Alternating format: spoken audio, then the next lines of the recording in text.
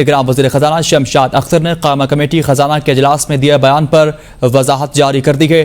کہتی ہیں میرے بیان کو سیاق و سباق سے ہٹ کر پیش کیا گیا۔ میں نے کہا کچھ لوگ کہتے ہیں کہ آپ نے اتنے مشکل حالات میں یہ چیلنج کیوں قبول کیا۔ میرے لیے یہ بڑے اعزاز کی بات ہے کہ مجھے اپنے ملک کی خدمت کرنے کا موقع مل رہا ہے۔